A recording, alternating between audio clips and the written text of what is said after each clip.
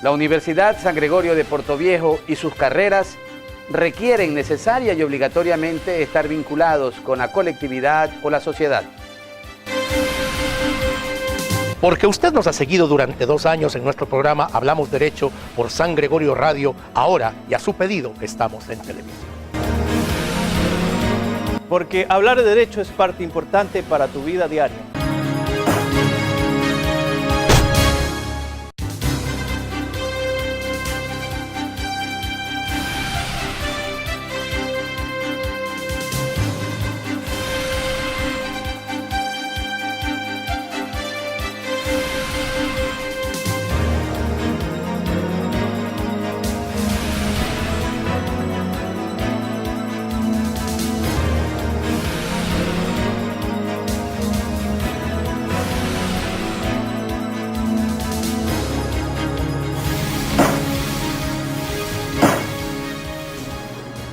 Estimados televidentes, qué placer, qué gusto, qué satisfacción acompañarnos otra vez en este espacio de su hogar en el que usted nos permite ingresar por su gentileza y en el cual pues tratamos siempre temas de vital importancia en el campo del derecho. Esto es Hablamos Derecho, un programa que propone la academia, es decir, la carrera de Derecho de la Universidad con Corazón, la Universidad San Gregorio de Portoviejo, y que busca acrecentar su acervo jurídico, su conocimiento de derecho, y para ello, de modo permanente, traemos pues a los más conspicuos representantes de las ciencias jurídicas, esas personas que conocen a profundidad el derecho y que le pueden guiar a usted por este trasunto, por este andamiaje, por esta impronta de conocimientos legales que permita y determine que usted poco a poco maneje mejor aquello que es determinante, pues sus derechos obviamente, ya lo hemos dicho y recalcado, y por otra parte también que sea un ejecutante pleno de las obligaciones jurídicas que le son inherentes a su naturaleza de ecuatoriano, de ser humano que reside en este espacio geográfico del Ecuador. En esta noche pues me acompañan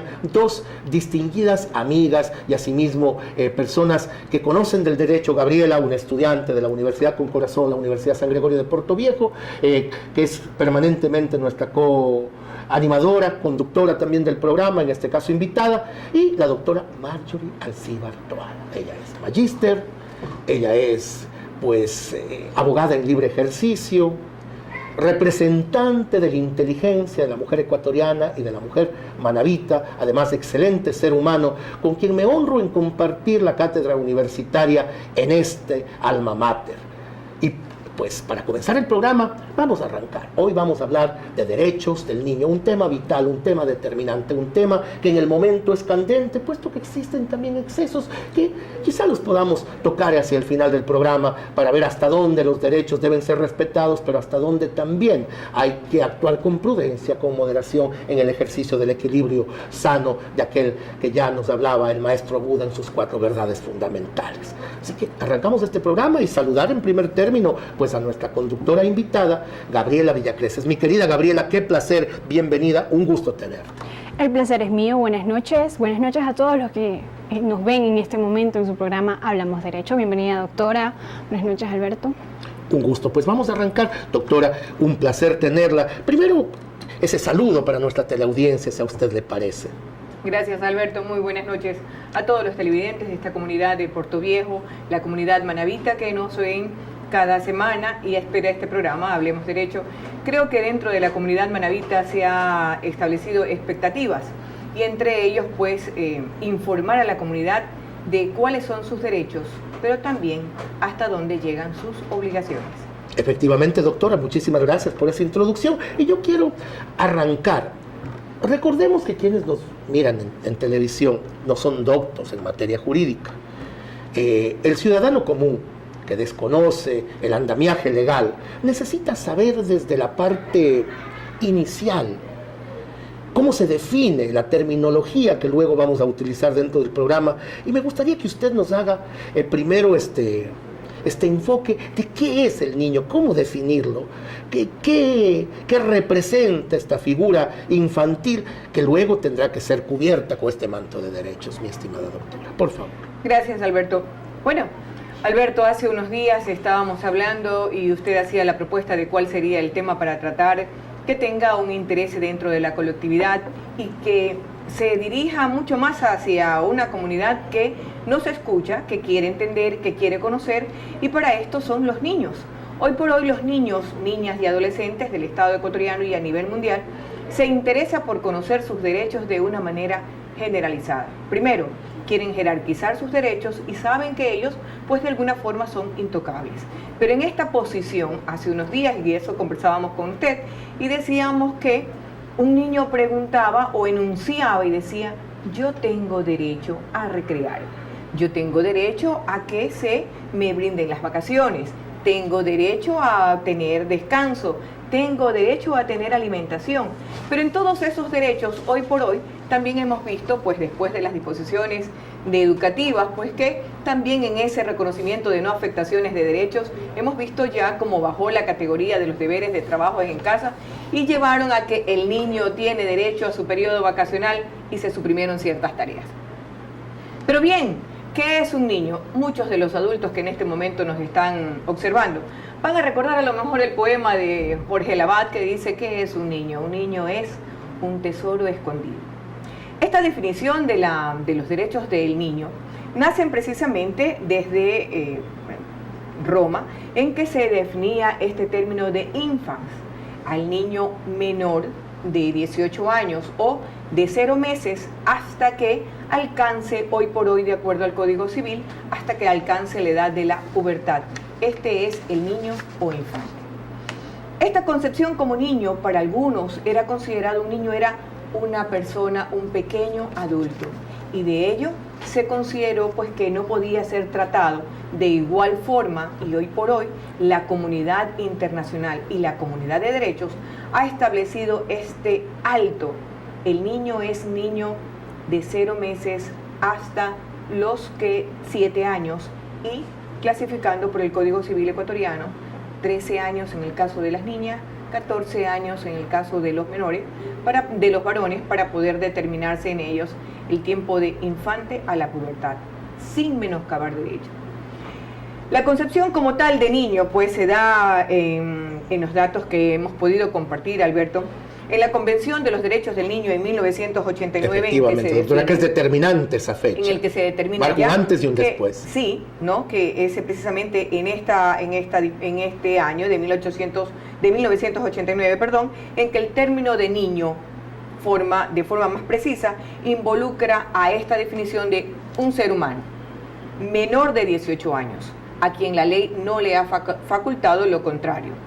Y que detrás de esta definición viene la concepción de establecer alrededor del niño todo el interés de un bienestar social, de derechos, pero sobre todo dedicado a la humanidad para proteger y no menoscabar. Muy gentil, doctora. Gabriela, Claro que tú sí. tenías una inquietud que formular también a nuestra querida invitada, por favor. Doctora, usted nos acaba de plasmar, de dar a conocer una breve historia de la concepción, del concepto y definición de lo que era el niño.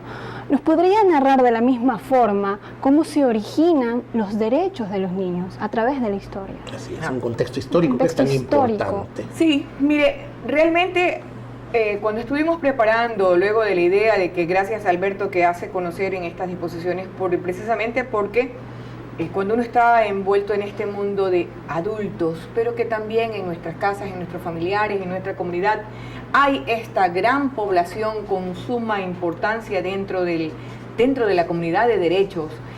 Entonces decimos, plasmamos los derechos, nos derivamos a reconocer esta posición del niño. Bueno, aquí tenemos un dato muy importante en que nos expresa que si después de la Declaración de Ginebra en 1924, el proceso de reconocimiento de derechos ha tenido una gran evolución para plasmar estos derechos de los niños. Y es a través de las Naciones Unidas y de la Declaración de los Derechos de los Niños en 1959 en que se admite y se concretan definitivamente la aceptación de establecer los derechos del niño que representan en primer texto un compromiso, en primera posición, un compromiso de la comunidad internacional.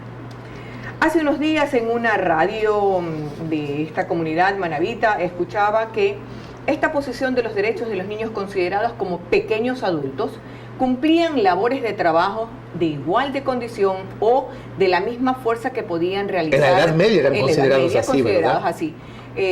Alberto, en la misma posición que tenían sus padres, o tal vez que la misma responsabilidad a la que tenían sus padres.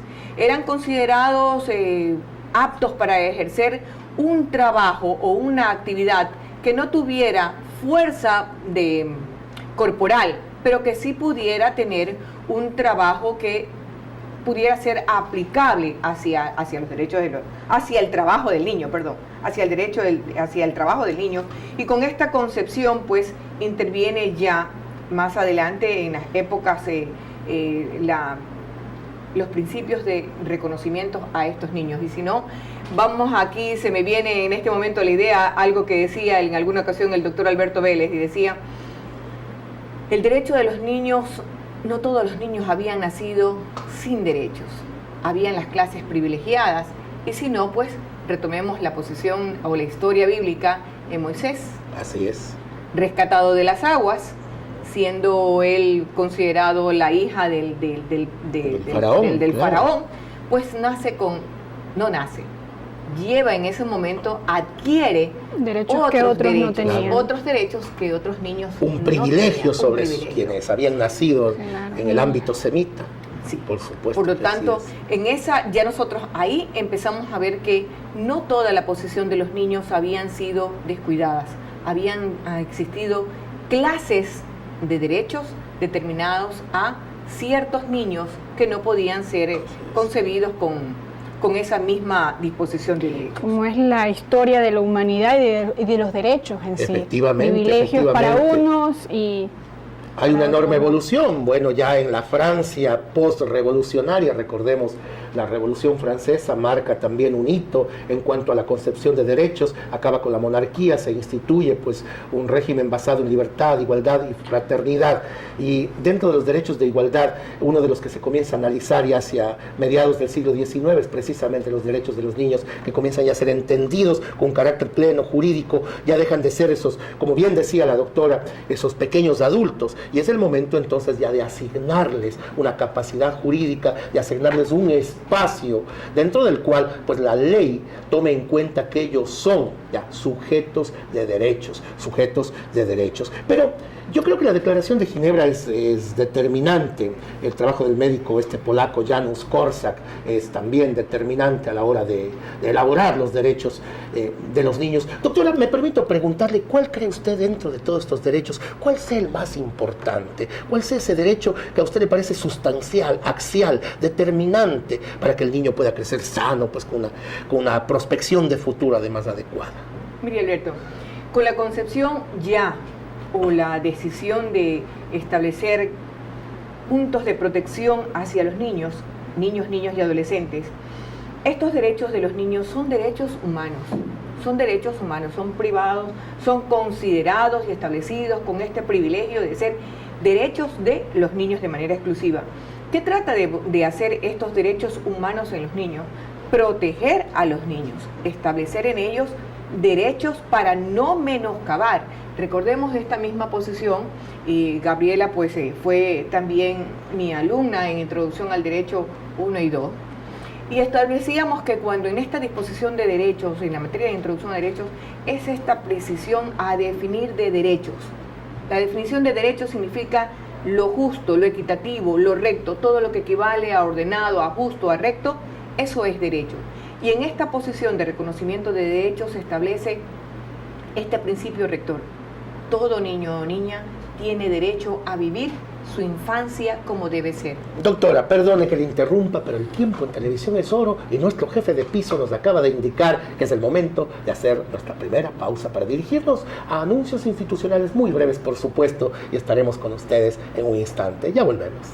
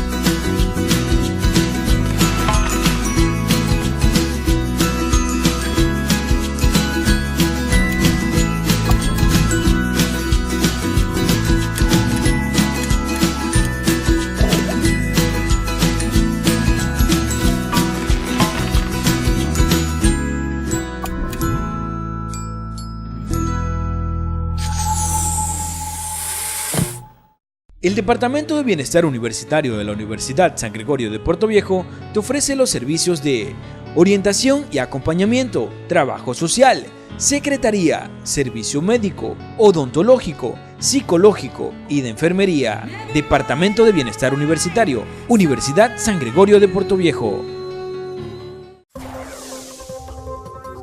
La Universidad por Dentro, el programa de la Universidad San Gregorio de Puerto Viejo, donde se te informará los acontecimientos de la semana del campus universitario. La Universidad por Dentro. La Universidad San Gregorio de Puerto Viejo y sus carreras requieren necesaria y obligatoriamente estar vinculados con la colectividad o la sociedad. Porque usted nos ha seguido durante 2 años en nuestro programa Hablamos Derecho por San Gregorio Radio, ahora y a su pedido estamos en televisión. Porque hablar de derecho es parte importante para tu vida diaria.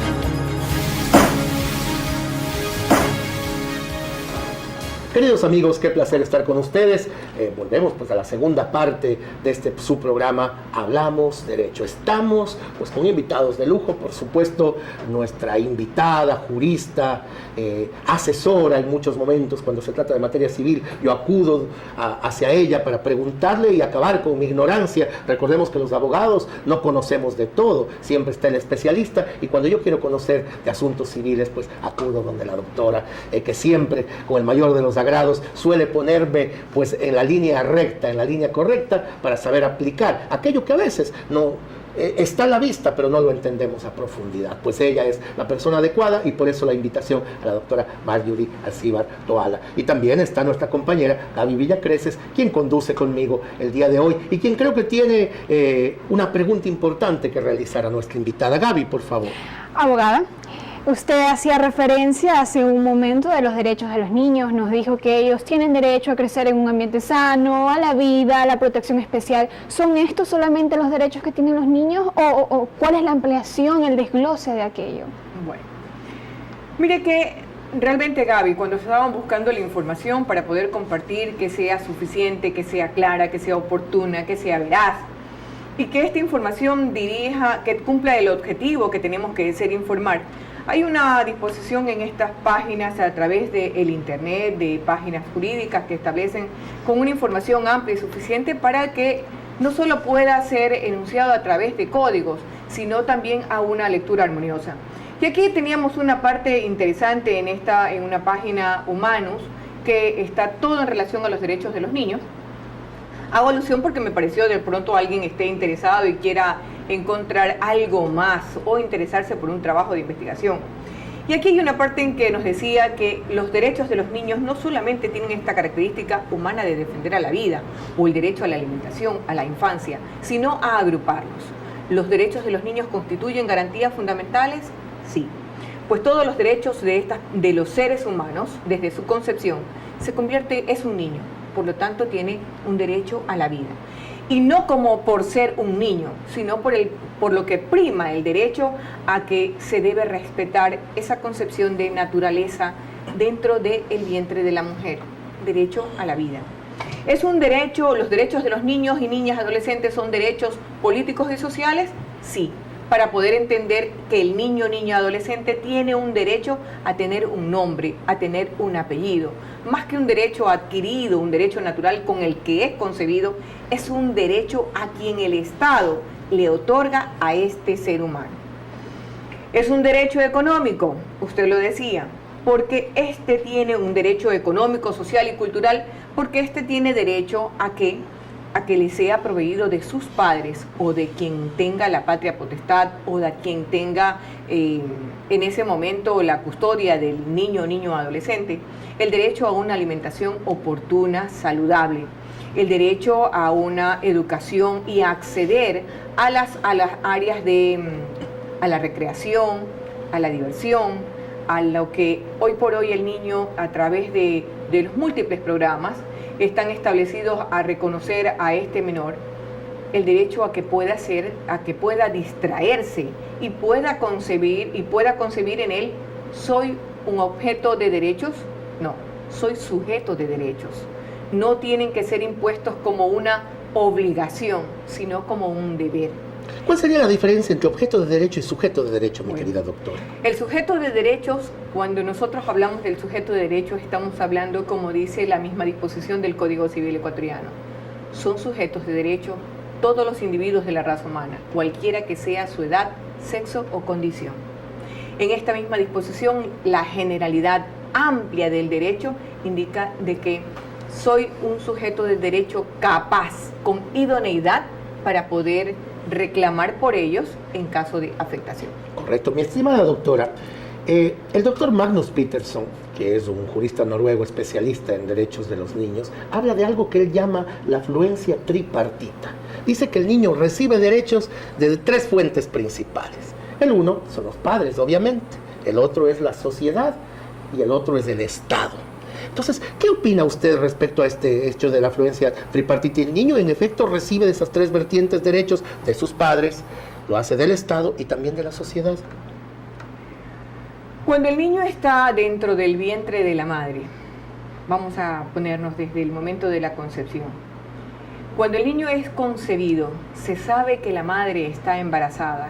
Hoy por hoy, debido a la alta tecnología, ya no hablamos de un mes de embarazo, sino que hablamos de las 2, 3 semanas, 4 semanas de embarazo. Y en estas primeras semanas, ¿este bebé tiene un derecho? Sí. Sí lo tiene. Hoy por hoy, el Código Civil ecuatoriano, el que tenemos en nuestras manos, que no ha sido reformado, sigue considerando este principio al establecer que este derecho, al decir que se reconoce los derechos del nasciturus, del que está por nacer, corresponde a los padres. Durante el vientre de la madre, los padres son responsables de que el niño crezca y se desarrolle. Durante el corte, Gabriela decía, ¿sería oportuno hablar de decir interrumpir la vida del que está por nacer? Si usted tomara una decisión a interrumpir esa vida del que está por nacer, pues la sociedad simplemente no lo permitiría. No lo consiente, no lo consiente, y el Estado lo prohíbe. Claro, sin duda es un tema polémico. Claro, es un tema polémico porque hay legislaciones que lo permiten, ¿verdad? Diciendo que la mujer es quien debe decidir, pero ¿y qué pasa con los derechos del niño? Entonces ahí viene esta confrontación. De derechos. Bueno, mire que, Alberto, cuando nosotros decimos que hay sociedades que así lo permiten, se permite una interrupción del que está por nacer, considerando en que muchos se acogen a esta, digamos, una concepción, una ideología, es decir, la interrupción, el aborto es interrumpir un embarazo no deseado, pero no es no deseado, no es una posición de no deseado, simplemente es afectar una vida.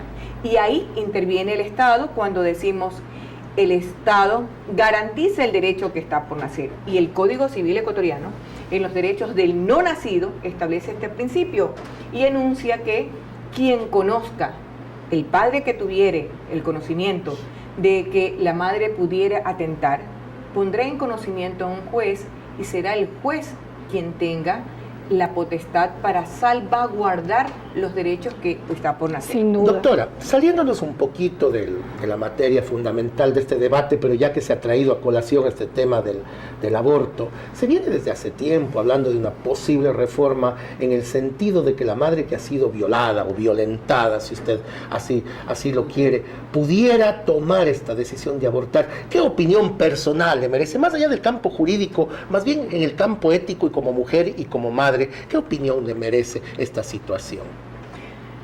Alberto, bueno, Gabriela, nos sonreímos porque realmente es una decisión. Cuando nosotros hablamos cuando tenemos esta apertura, cuando estamos estudiando introducción a derecho, empezamos a reconocer este conjunto de normas jerárquicas, normativamente imperativas, positivistas, que están dentro del ordenamiento jurídico de un Estado, y por algo dice Kelsen, ¿no? Para poder estudiar realmente la teoría del derecho hay que estudiar primero el ordenamiento jurídico de un Estado. para poder ellas convalidar la disposición constitucional y de la Constitución, que fue en nuestra Constitución, y este artículo, el 66, numeral 10 de la Constitución ecuatoriana, fue un motivo en la Asamblea Constituyente, fue un motivo de polémicas, de inclusiones de diferentes colectivos, al indicar que esta Constitución estaría atentando con el primer principio que se estaría estableciendo en el mismo artículo.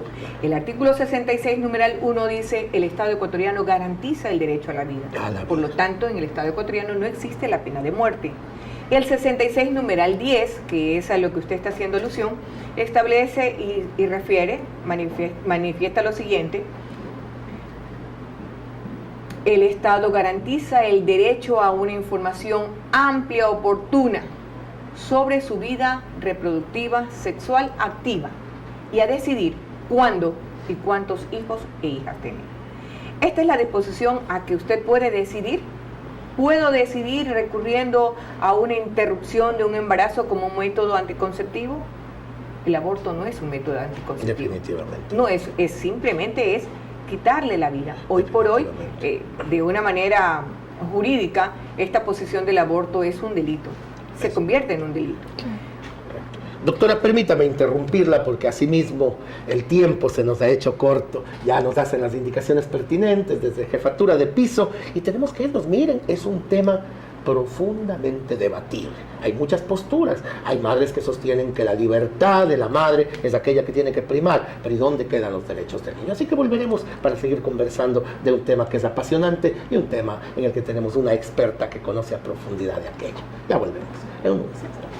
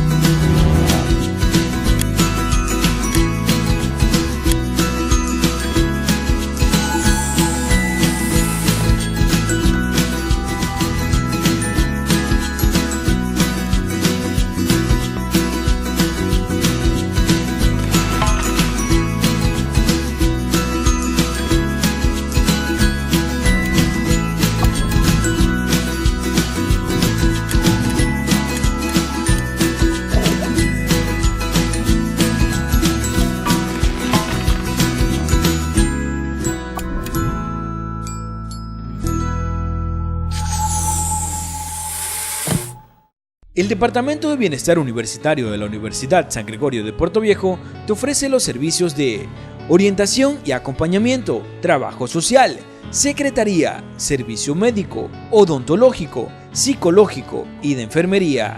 Departamento de Bienestar Universitario, Universidad San Gregorio de Puerto Viejo. La Universidad por Dentro, el programa de la Universidad San Gregorio de Puerto Viejo, donde se te informará los acontecimientos de la semana del campus universitario. La Universidad por Dentro.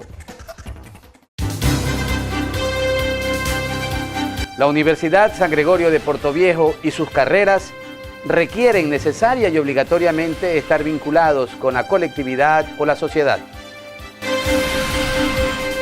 Porque usted nos ha seguido durante 2 años en nuestro programa Hablamos Derecho por San Gregorio Radio, ahora y a su pedido estamos en televisión. Porque hablar de derecho es parte importante para tu vida diaria.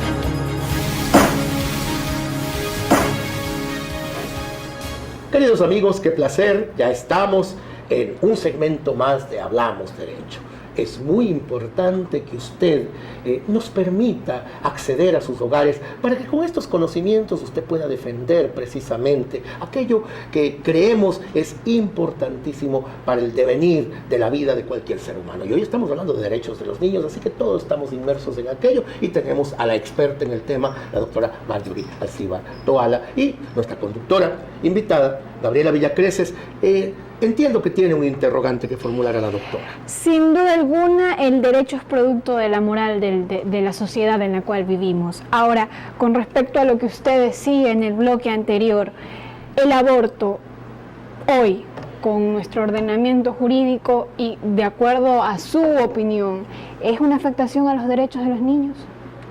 Gabriela, usted me da la respuesta. Usted indicaba y decía, hoy por hoy en esta sociedad reconocida de derechos, pero también basados en principios de la moralidad, te recordamos que no todos los actos de la moral entran en el campo del derecho, ni todos los campos de derecho entran en el ámbito de la moral. En la moral, los actos de la moralidad son exclusivamente de la persona, y en los actos del derecho son ámbitos jurídicos, por lo tanto intervenimos dos. Es un acto de bilateralidad, por lo tanto, en el derecho de si la persona toma una decisión, recuerde que la decisión de interrumpir un embarazo, tal vez no deseado, llevado a decirle que decíamos en alguna ocasión con el grupo de estudiantes abogada, pero si decide no tener un embarazo, cree que el número de hijos ya es suficiente y interrumpe, ¿es un derecho? No. El derecho a la vida sigue siendo el más alto honor que se garantiza al ser humano. No es una concepción exclusivamente del Estado ecuatoriano. Recordemos que nuestra Constitución está innovada, incluida, reconocida por todo aquello que aporta la Declaración de los Derechos Humanos. Y entre uno de ellos es el derecho a la vida. Por lo tanto, la potestad que tendría la madre, la persona que desea interrumpir un embarazo, ese derecho no es suyo. Es ella la que está viva, es ella la que tiene dentro de su vientre una vida, pero esa vida no le pertenece. Desde el momento en que esa vida genera, esas células que se unan, generan una vida, ya no es de ella, tiene vida propia. Ella solo es un instrumento para seguir viviendo. Y el Estado garantiza a esa persona, por eso es un delito. Por eso es un delito, porque toma una decisión por otra persona que aún no ha podido decidir.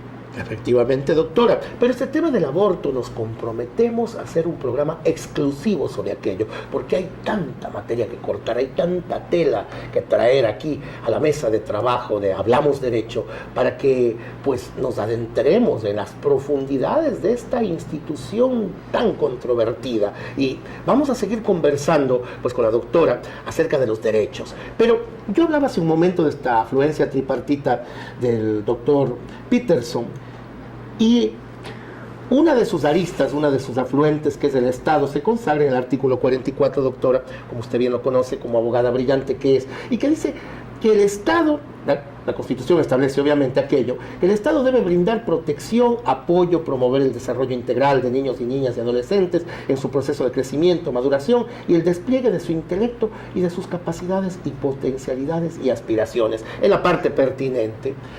Me pregunto a usted, ¿se cumple aquella propuesta o simplemente la letra constitucional, el texto de esta ley madre, se queda en lo onírico, se queda simplemente en la declaratoria, o realmente ya estamos viviendo un cambio respecto a la visión que tenemos hacia los niños y el Estado cumple su rol protagónico y esta función determinante a la hora de ser no solo el aval, sino de ser quien constituye directamente estos derechos que están conferados en el artículo 44 y en el 45 también, estimada doctora? Bien. Alberto, cuando nosotros hablamos de exclusivamente hoy por hoy la definición, ya tuvimos una definición de niños y una definición de niño y una concepción de derechos. El Estado, en este caso el Estado ecuatoriano, reconoce a través de una ley especial el derecho de los niños, niñas y adolescentes en el Estado ecuatoriano. Esta misma disposición de ley es la que establece para reconocer a estos niños los derechos que pudieran haber sido afectados. Vamos en un primer principio. A lo mejor alguien que nos está escuchando y dice, muy bien, quiero saber qué puedo hacer. Si usted tiene un niño que no ha sido reconocido por el padre o que simplemente incumplió a sus obligaciones y por más que la madre esté llamándolo por teléfono o enviándole mensajes, no cumple las disposiciones del Estado cuando usted indicaba en esta posición tripartita. La sociedad que tiene de difundir la afectación al derecho que estuviera menoscabado. Ahí interviene la sociedad, tiene razón, sociedad. Doctora. ¿Cómo hace el Estado? A través de los jueces. de la niñez y la familia, el juez que tiene la competencia para poder establecer el reconocimiento de este derecho, tan pronto o inmediatamente que tenga conocimientos de la madre, quien representa los derechos de los niños, tendrá el derecho a que se cumpla y notificará al padre, mediante una citación, de que este menor está reclamando un derecho. Las mismas disposiciones que ha tenido para poder reconocer, muchos de los jueces indican, tan pronto por disposición de la ley, dice, calificada la demanda, se fijará de manera provisional los derechos de alimentación, y muchos padres indican, y si no hubiese sido notificado, me voy a perjudicar. Recuerde que no estamos considerando derechos para los padres, sino para los menores. Por lo tanto, ahí interviene el Estado y a decir, si esta madre, representando los derechos de un niño o niña, de un menor de edad, requiere que el Estado garantice el cumplimiento a través de la administración de la justicia, los jueces lo cumplen. Hay jueces que tienen una disposición mucho más amplia, indique, bueno, vamos a citarlos, y luego de la audiencia pues estableceremos una fijación de pensión de alimentos, pero si lo haría, estaría omitiendo o estaría dejando sin el goce de derechos, porque la disposición de la ley dice, calificada la demanda, el juez señalará una pensión provisional para poder establecer esos derechos de los niños. Entonces, aquí tenemos, los padres tienen derecho a demandar los derechos de alimentos del menor, sí. La sociedad tiene el derecho a difundir cuando estos derechos están siendo menoscabados, sí. El Estado, como Estado, tiene el derecho a garantizar el cumplimiento de esos derechos, sí. Ahí tenemos la posición tripartita. Corresponde al Estado. Mire que hoy el Estado... Claro, está padres, sociedad y también el Estado, ¿correcto? Mire, hoy por hoy el Estado, precisamente para salvaguardar los derechos también del padre y de los otros hijos que no pudieran haber demandado, establece ya una tabla, partiendo desde el salario básico hasta un sueldo mucho más allá del sueldo básico. Doctora, perdóneme que le interrumpa, pero ahí surge la pregunta del millón. Como abogado del diablo, papel que me toca cumplir como entrevistador, debo tocar ese tema que es sensible, profundamente sensible. Hay un abuso del derecho de alimentos, dicen muchos sectores. No puedo cohonestarlo porque no conozco a profundidad el tema, pero las madres muchas veces buscan procrear un hombre que tenga pues posibilidades económicas fuertes. Es el caso de nuestros futbolistas, que ya ha sucedido. Una misma madre ha tenido hijos con un par de futbolistas. De cada uno obtiene 5 o 7 mil dólares, porque usted sabe que los ingresos de estos profesionales del deporte son altos, especialmente cuando juegan en el exterior. Y se ha vuelto casi que una forma de vivir en que la madre no aporta. ¿Hasta dónde se rompe esta naturaleza de que los dos padres son responsables? Con Gaby hablábamos fuera de micrófonos. Tú me diste un nombre para esta responsabilidad compartida. Se llama coparentalidad o responsabilidad compartida, en la cual se establece, inclusive está en plena discusión, en la cual tanto padre como madre tienen la responsabilidad compartida, no solamente lo que es el rubro, ¿no? El rubro económico, sino inclusive la tenencia de los niños. Así es. Pero por eso la pregunta de cajón sería, ¿se abusa a veces de este derecho de alimentos en alguna medida? No será, obviamente, en la generalidad de los casos, sino más bien como excepciones que vengan a confirmar la regla. ¿Podría una mujer, hipotéticamente estoy hablando, sin señalamientos específicos, utilizar este hecho sabiendo que el padre tiene una gran capacidad económica y, por supuesto, medrar de aquello? Bueno, Alberto, le voy a ser muy sincera a indicar. La disposición del Estado ecuatoriano ha generado, a través de el anterior Consejo de la Niñez, estableció una tabla para prevalecer y para poder rescatar y no afectar ni al padre que tuviera a lo mejor otras obligaciones con otros hijos que no hubieran demandado, y establece los rubros para no perjudicar. Partamos en algo en que el Estado ecuatoriano, partiendo de esto, también establece que esa persona que tiene una obligación con su hijo, que cumplir un derecho con su hijo, pues tiene también sus necesidades. y jamás estas necesidades el Estado garantiza, cuida, protege también los derechos de los padres e indica que no puede, las pensiones jamás podrán estar más allá de lo que pudiera afectar el derecho de alimentación, de vivienda, del padre que tuviere o de los hijos a quien tuviere mantener. Si tuviere más hijos, si tuviere, supongamos hay un menor que está demandando y tuviere este señor otros hijos que alimentar, establece la tabla partiendo los derechos que le pudieran corresponder a esos menores que no hubieran demandado. Pero vamos directamente a su pregunta, ¿cuál es la posición? El derecho establece las tablas y estos rubros que se fijan como tal, hace unos días que causó alarma, conmoción y la prensa decía la fugitiva salida del determinado ciudadano, ¿no? Yo le hubiese puesto la maravillosa salida. ¿Por qué? Porque simplemente son obligaciones y como decía la madre, son 7 años que el padre no había cumplido con sus obligaciones. Estas obligaciones las restan y también falta de información.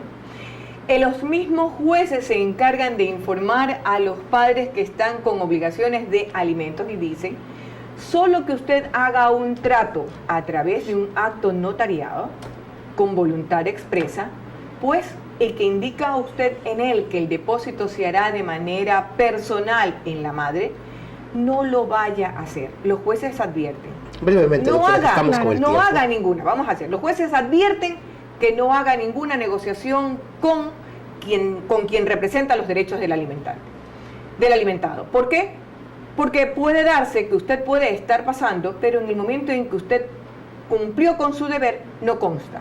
Claro. Y en los juzgados tiene, como usted hace la conexión a través de las redes, pues de la red informática bancaria ya queda el depósito y la liquidadora o la pagadora pedirá la información a través de la libreta, de la información que se genera en el banco, que el padre está cumpliendo. Si el padre llegara a un supuesto acuerdo con la madre, de esa omisión no será culpable la madre, sino será él su propio perjudicado. No hacer cosas que sean fuera del juzgado. No las haga, no es un buen negocio, porque aquello que no consta simplemente no existe. Papelitos hablan. Así es, mi querida doctora. Volvemos en un instante. Nos hemos pasado un poquito del tiempo que estaba establecido para este segmento, pero ha valido la pena, por supuesto, un tema muy interesante. Retornamos.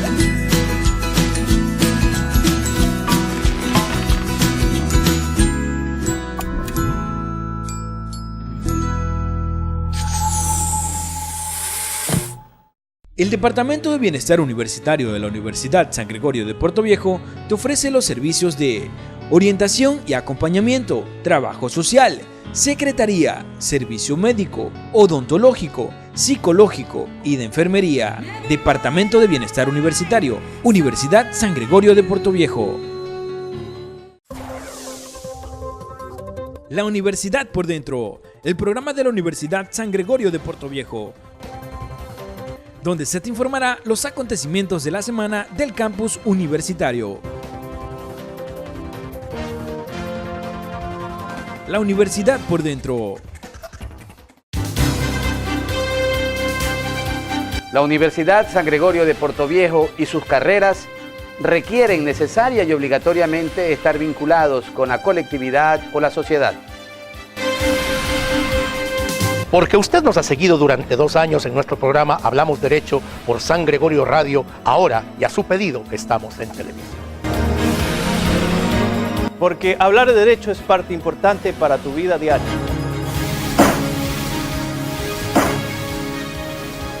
Estamos de vuelta con su programa Hablamos Derecho.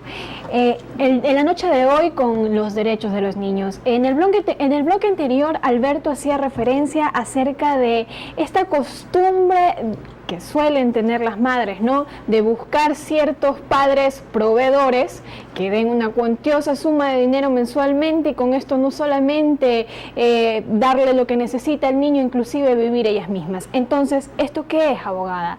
¿Es viveza de las madres o irresponsabilidad de los padres? Bueno, Gabriela, nosotros somos del sexo femenino y como tal tendremos que dirigirnos a ella sin ser feministas en excesiva posición, ¿no? Hay cosas en las que nosotros somos criadas a derechos de una sociedad no tradicional, en que hoy por hoy la mujer se abre nuevos campos, nuevas metas y tiene una información, y el descuido del padre, es el descuido del donante de ese espermatozoide, llevado por un momento de pláceme estar contigo, pues descuida obligaciones que más tarde se convierten en derechos. Así que en alguna ocasión le decía a alguien que preguntaba, pero abogada, ¿qué puedo hacer? Solo fue una ocasión, y le dije, bueno, debió haber tomado medidas mucho más seguras y se debió haber evitado conflictos que seguramente no va a dejar de cumplir hasta que ese menor cumpla 21 años y que tenga por qué estar abogada. ¿Cómo que 21 años? Sí, porque mientras esté estudiando y que por sus estudios no pueda trabajar, el padre que tenga la posibilidad deberá continuar con esa obligación. Doctora, después de que se dio este caso del connotado futbolista al que ya hemos hecho referencia y cuyo nombre obviamente no podemos dar, surgieron varias voces de juristas, entre ellas una que yo rescato de todo lo que pude escuchar, que decía que debería presentarse un proyecto de ley para que las madres que perciben como manutención para sus hijos una cantidad superior a 3 salarios mínimos vitales, redondeemos $1,000 para arriba, deberían rendir cuentas, presentar facturas. Es simplemente una formalidad. Una cuestión dicha al calor del momento por lo que sucedió, seguramente algún adepto del fútbol. Pero, ¿cree usted que sería esto necesario? Porque sí se puede prestar. Alguien que percibe esta pensión que pusimos como ejemplo de $7,000 al mes, que un futbolista sí los puede pagar, a lo mejor hacer que esta pensión no redunde pues directamente en beneficio del niño, sino seguramente en beneficio directo de la madre y quizá todos los allegados de la madre, entiéndase por allegados todas cuantas personas están en su alrededor. Entonces, ¿cree usted que podría ser factible este proyecto y en qué medida podría ir en desmedro de los intereses del menor, o simplemente permitiría más bien tener cierto orden y que estas pensiones grandes que sobrepasen los 3 salarios mínimos vitales pues sean controladas en alguna medida para saber que van en beneficio del niño? Bien. Alberto, la posición del anterior Consejo de la Niñez y la Adolescencia tenía un principal principio, una prioritaria concepción de principios a garantizar ese derecho del que está por nacer, y por lo tanto tiene obligación la madre a que se le reconozca los derechos de maternidad. Sí, recuerde que no es a ella, sino el que está por nacer. Por supuesto. Una vez nacido, tengo un derecho que hacer, muy bien. Durante la pareja, en el caso de los casados, durante el tiempo en que son casados, las obligaciones, como decía Gabriela, son compartidas. Corresponde al papá y a la mamá proteger el buen cuidado, el buen desarrollo, el crecimiento, que crezca en un ambiente armonioso, lleno de paz, de seguridad. En igual medida. En igual medida, papá y mamá. Cuando el padre o la madre, vamos a poner en la posición de que si la madre es quien se va y deja a los niños y se quedan los niños con la patria potestad del padre, el padre podrá demandar a la madre por los derechos que le corresponden en esa parte proporcional que se mantenía en tiempo de casados. Sí, la puedo demandar. En las elecciones pasadas salió en un diario de esta provincia, salía de que una ciudadana que había venido a depositar su voto en unas elecciones pasadas había sido detenida por pensiones alimenticias. Entonces estamos indicando que el Estado garantiza la igualdad de derechos. No es que yo soy papá, estoy obligado, yo soy padre. Pero el hecho de rendir cuentas, doctora. Ya existe. Vamos. En esa posición de rendir cuentas, cuando estamos nosotros, hay muchas obligaciones dentro del hogar y el niño no genera gastos, sino que tiene derechos, hay que cumplirlos. Si la pensión fuera más allá de 3 salarios básicos vitales, mínimos vitales, tendría que hacerlo. Yo estoy muy de acuerdo con esa posición. Pero, ¿qué puedo hacer? Puedo solicitar a través del juez que lleve a la trabajadora social al domicilio del menor para que vaya y constate que el menor es quien se beneficia de esos derechos. Miren, hace un tiempo se dio con un presentador de televisión que también fue privado de la libertad y que también tuvo una alta suma de dinero que entregar. La jueza ordenó e incluso se vio obligado en vender propiedades, este presentador de noticias de un canal de televisión, para poder cumplir con las obligaciones que había expuesto la juez y incautar bienes. ¿Por qué? Porque no son los derechos que se haya Esperemos que eso no le ocurra a este humilde presentador de televisión, doctor. Hay que cumplir. Pero en esta disposición es que si a lo mejor en algún momento determinado es mucho dinero, recuerde que la madre debe haber hecho muchas actividades que generaron gastos y que a lo mejor, como él ha sido en muchas ocasiones, no tiene una constancia, ¿no? En muchas ocasiones, Alberto, ha tenido madres en que han tenido que prestar para poder dar una condición de vida muy buena a sus hijos y están siempre debiéndole a alguien o accedieron a una tarjeta de crédito que en ese momento, bueno, como dijo un padre en alguna ocasión, abogada Marjorie, pero si mi esposa hoy por hoy le acabo de entregar por el tiempo que no pagué $15,000, dígame qué hizo esos $15,000. Y le dije yo, más bien pregúntele a su esposo cómo pudo suplir todas estas necesidades por el tiempo que usted descuidó. Doctora, usted nos indica que bien podría alguien que consigna, que paga alimentos, solicitar la presencia de una trabajadora social, solicitarla al juez. El juez va y si el juez constata, el juez ordena y se realiza esta inspección, por llamarla de alguna manera, de la trabajadora social, y ella constata que si yo estoy entregando, por ejemplo, $3,000 mensuales y el niño no está recibiendo en esa proporción, ¿cuál sería la consecuencia de aquello? Simplemente el juez tendría que llamar, creo yo, me atrevo a adelantar algún criterio, pero creo que el juez no puede bajarle la pensión. Simplemente tendría que llamar a la madre e indicar que tiene que tener, devengar esos gastos.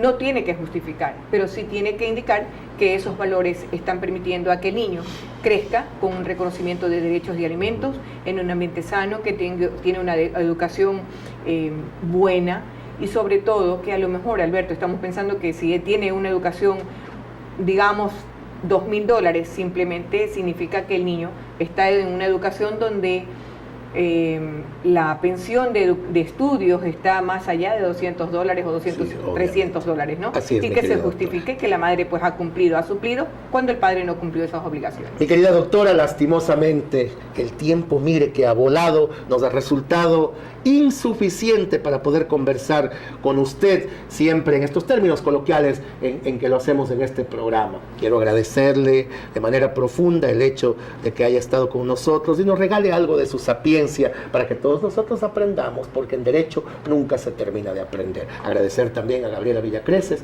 nuestra conductora invitada el día de hoy, que siempre también aporta con su belleza y además en la parte de las entrevistas que ustedes han podido observar en este programa, ella es quien tiene la primera palabra.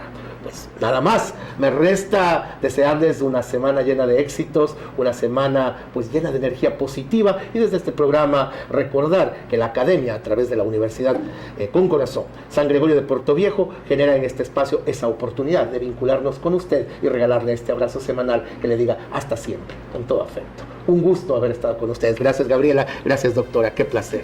Gracias, Alberto.